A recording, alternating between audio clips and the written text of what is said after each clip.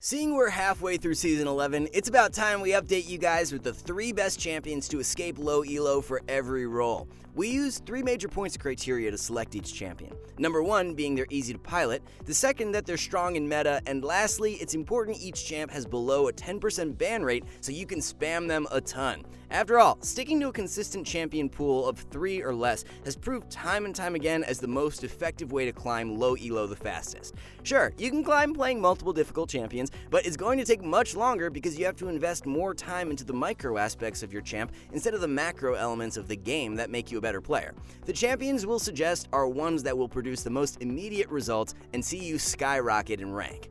So, how's everyone's rank climbs progressed this season? Have you obtained your goals yet, or are you still pushing for that next rank? Let us in on your progress and how Season 11 has been treating you down in the comments below. For all of your educational content needs, there's no better place to be, so please make sure to subscribe if you haven't already. And with all that said, let's start by breaking down our 3 top lane picks. To kick things off, we have Nasus, as his power level is insane right now after countless positive changes throughout Season 11. Prior to his small nerf in 11.12, Nasus saw 5 straight direct buffs. Divine Sunder and Frozen Heart buffs were the cherry on top that have turned Nasus back into a low elo stomping machine. The scaling strength and simplicity of Nasus' kit are what push him past the rest of the competition. Matchup wise, Nasus fares quite well against the most picked champs in low elo, but Wukong is one you'll want to ban out. For summoner spells, we would highly recommend Ghost with Teleport or Ghost with Flash. Running Ghost is so vital for Nasus as it prevents the enemy from kiting him out, and he can stick on targets so much easier. Build is Divine Sunderer into Frozen Heart and Spirit Visage. Thorn Mail can be purchased in place of Visage if the enemy comp has no magic damage. Fleet Footwork is the best keystone with Triumph, Tenacity, and Last Stand. Second Wind and Unflinching work best for secondaries. Riding high off his buffs from 11.12, Malphite is our second top lane recommendation. Just like Nasus, Malphite is so nuts thanks to those Frozen Heart buffs. You can absolutely derail picks like Jax, Wukong, Tryndamere, and Fiora just by standing near them and pressing E. The constant poke with Q is so easy to execute, and once you have the enemy chunked out, it's so simple to ult in with a full combo for the killing blow. Malphite offers great tankiness, deals surprising amounts of damage, and only needs to land one good ultimate to turn an entire game around. If there's one champion you need to ban, it's Sylas, as Mal struggles mightily in that matchup due to Sylas dealing magic damage and getting so much value out of stealing your ult. The core build is Frostfire Gauntlet in a Frozen Heart and Thornmail. Take Comet as the keystone with Mana Flow, Transcendence, and Scorch. Biscuits and Time Warp Tonic are the best secondaries. One of the all-around most broken top picks for any rank right now is Wukong. Wu is amazing into almost all AD top laners due to his passive granting free armor. You get super tanky and still deal disgusting amounts of damage, which makes it very difficult for the opponent to beat you 1v1. Wukong is a top tier skirmisher due to the double knockup from ult and reliable access onto the back line. Ban out Mordekaiser or Malphite and it'll be a breeze against the rest of the meta top lane picks. It's no secret how crazy the item combo of Divine Sunderer and Black Cleaver is after their buffs from a few patches back. Transition into Asterix Third to amplify your teamfight power even more. Grab Conqueror as the keystone with Triumph, Alacrity, and Last Stand. The best secondaries are Bone Plating and Overgrowth. And remember, if you want to improve fast and get the rank you've always wanted, then check out our hyper improvement system at SkillCapped.com.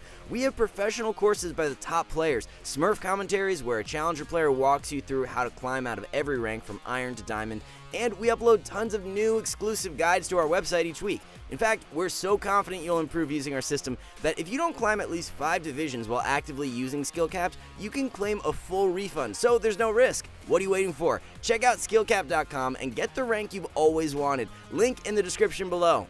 Moving on to our top 3 jungle picks, Xin Zhao will lead the way. The relentless early gank threat, simplistic kit, and ability to run away with the game after obtaining a small lead spells the recipe for a great low elo pick. A large majority of Xin Zhao's damage is point and click, which makes it so easy to stomp on your opponent if ahead. There's no counterplay to a Xin Zhao dashing onto you and autoing for massive burst, which makes him really reliable. Gank early and often, snowball your lanes, control objectives, and Xin Zhao will bring you lots of elo very quickly. The many adaptable build paths allows you to thrive no matter the situation. Shield Bow into Essence Reaver and the Collector can work great as an assassin-like snowball-y setup. For more durability, an Eclipse into Sterix and Guardian Angel will suit you just as well. Hail of Blades is the best keystone with Sudden Impact, Eyeball Collector, and Relentless Hunter. Pick up Triumph and Alacrity for secondaries. One jungler heavily slept on at the moment who's a monstrous low elo pickup is Warwick. All the sustain built into Warwick's kit makes your early clear very healthy, which allows you to excel at those early crab fights. The damage reduction from E, heal from Q, along with passive, makes it very difficult for most champs to beat you in a 1v1. Warwick's W is one of the strongest basic abilities for a jungler, as it allows you to rotate around the map at lightning speed to clean up free kills or be ready for a counter gank. Divine Sunderer buffs were amazing, and in combination with Titanic Hydra work perfectly with Warwick's kit. The mix of damage and tankiness provide you the best of both worlds, as you'll be soaking a ton of damage in fights while dealing plenty yourself. Asteric's third item offers even more durability. Take Press the Attack as your keystone with Triumph, Alacrity, and Last Stand. Celerity and Water Walking are the most optimal secondaries. The best AP jungler for the lower ranks who's still criminally underrated is Fiddlesticks. Fiddle Ultimate is one of the strongest teamfight tools in the game. It's especially broken when players disregard you, play up too far, or walk into choke points alone, which happens way too often in a low elo. Your objective on Fiddle is very simple. Whenever your ultimate is close to coming off cooldown, scope out potential gank angles and rain down on the opponent as soon as it's up. Rinse and repeat to rack up the free wins. Once you hit the mid game and have Ultimate Hunter fully stacked, your ult cooldown drops so low. Control objectives, ult on the enemy team when they face check in, and you'll be climbing up the ladder in no time. Rush a Rocket Belt into Zanya's and then Void Staff for the build. Take Electrocute as the keystone with Cheap Shot, Eyeball Collector, and Ultimate Hunter. Perfect timing and Cosmic Insight are run for secondaries. Taking a look at mid lane, the first pick we have is Diana. Diana's a mix of assassin and fighter, which is really great because she has the luxury to one-shot with ease while also being able to deal a considerable amount of consistent DPS. With W, E, and Ultimate all being point-and-click abilities, Diana's learning curve is much less than that of other assassins. Diana Ultimate is a crazy strong teamfight tool that can single-handedly shift the momentum of a game. Much like Fiddle Ultimate, if you can catch the enemy in a choke or grouped up together, flashing in and landing on that multi-man ult can be so influential. Not only can you teamfight insanely well, but mashing down towers with passive attack speed and on-hit damage gives you many avenues to carry. A Rocket Belt Rush into Zanya's second and Rabadon's third is the core build. Electrocute with Sudden Impact, Eyeball Collector, and Ravenous Hunter are primary runes. Resolve secondary with Bone Plating and Shield Bash work great. If you're serious about learning the game and climbing from mid lane the fastest, Annie should be in your champion pool without question. Sure, Annie's not the most flashy champion out there, but that's what makes her the perfect pick to improve quickly. You should only need to spend 5 to 10 games learning Annie's mechanics, and from that point onward, you can focus all your attention on macro elements that make you a better player. A common theme to a lot of the champs in the video is that they have a spell which can win games with one good use. Annie Ultimate is no exception here. Charge up your stun, control vision around objectives, let the enemy face check into you, and start collecting that free LP.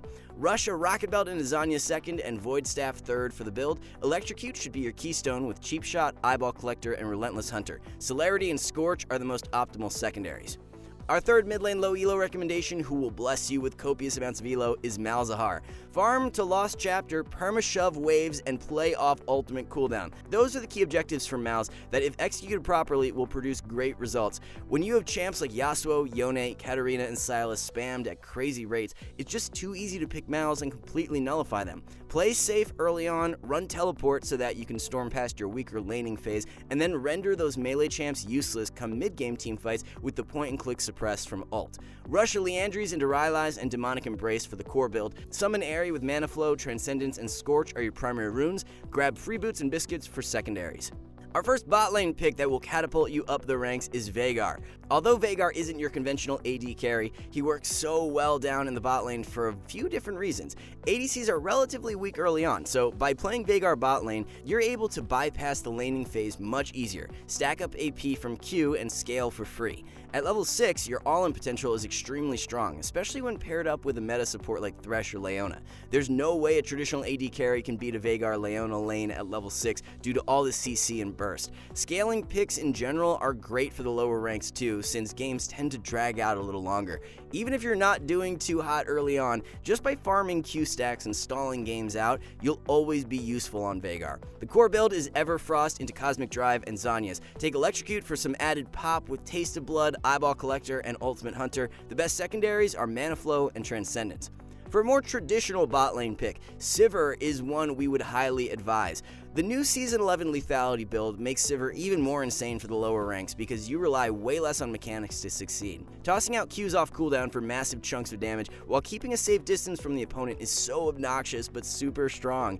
The safety net from E and Ultimate allow you to make the occasional mistake and not get punished as hard as other marksmen would. Sivir Q and W provide perma wave clear, which is so valuable to spark massive comebacks. Low elo players will become impatient, overdive with large bounties, toss you over the shutdown gold, and you're right back in the game. Manamune Rush into Duskblade 2nd and Cyrilda's Grudge 3rd is the core setup. You'll opt for Dark Harvest as the keystone, with Taste of Blood, Eyeball Collector, and Ravenous Hunter. Mana Flow and Transcendence are your secondaries. To complete the trifecta of the best low elo marksman, we have Misfortune. MF is the Annie of the bot lane in the sense that she's so simple to get a grasp of and will allow you to flourish in aspects of the game that make you a better player. Misfortune's laning phase is great, her level 6 spike is massive, and has another one of those game-changing ultimates. The mechanical skill required to play MF is very low as you don't have any fancy combos and only need to land that one good ultimate to be effective. You've got two really good options for build paths depending on the situation. Against a squishy enemy comp, rush a Duskblade into Serpent's Fang and the Collector. Runes are Dark Harvest with Taste of Blood, Eyeball Collector, and Ravenous Hunter combined with Absolute Focus and Gathering Storm. When playing into more bruisers or tanks, then Kraken Slayer into Bloodthirster and Infinity Edge will do the trick. For runes, take Conqueror with Presence of Mind, Bloodline, and Coup de Grace. Secondaries are once again Absolute Focus and Gathering Storm. Are you tired of relying on your AD carry only to be disappointed as they get caught out fight after fight? If that's the case, then look no further and start spamming Zyra support. Zyra was just directly buffed a couple patches back, which gave her an added boost in strength. The poke power in lane from Q and plants, pick potential with root from E, and the massive burst with ult at level 6 gives Zyra immense solo carry threat. You can single-handedly win lanes without your AD carry offering up a tick of damage, which is something most supports can't do.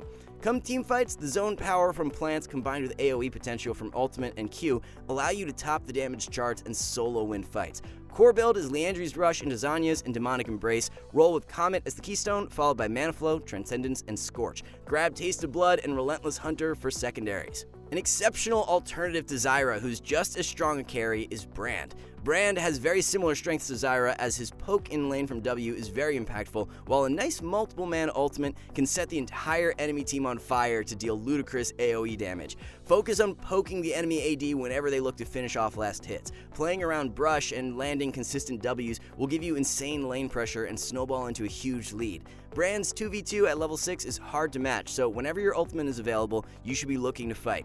Build is the exact same as Zyra's, as you'll rush Liandry's into Zhonya's and Demonic Embrace. Dark Harvest is the best keystone with Cheap Shot, Eyeball Collector, and Ultimate Hunter. Presence of Mind and Coup de Grace will be run for secondaries. If you like a more aggressive playmaking dive support, then Leona is where it's at. Play for the level 2 all-in, catch the enemy ADC with their pants down, and give yourself an early advantage. This should be your objective heading into each lane with Leona, as her kill threat at level 2 is really great. Level 3 becomes even more nuts, as you have so much built-in tankiness from W and Aftershock. As long as you communicate with your ADC, pinging them when you want to go in, then you'll have no problem climbing the ranks quickly with Leona. In those games where your ADC doesn't want to cooperate, then rush Mobies and look to roam. Execute roams by running right up to the enemy, stun them with your point-and-click Q, and allow your teammate to follow up for the free kill. Come mid-game, the long-range pick potential from Leona ult allows you to catch enemies out of position so easily. Control vision, be patient, wait for the enemy to face check in, and lock them down with your chain CC combo. Build is Locket Rush into Zeke's and Knight's Vow. Pick up Aftershock as the keystone with Font of Life, Bone Plating, and Unflinching. Secondaries are Hex Flash and Cosmic Insight. And remember, if you want to improve fast and get the rank you've always wanted, then check out SkillCapped.com. Link in the description below. Alright everyone, good luck with your rank climbs towards the end of Season 11. For more content just like this in the coming patches, don't forget to subscribe if you haven't already. Thanks so much for watching, and we'll catch you back soon.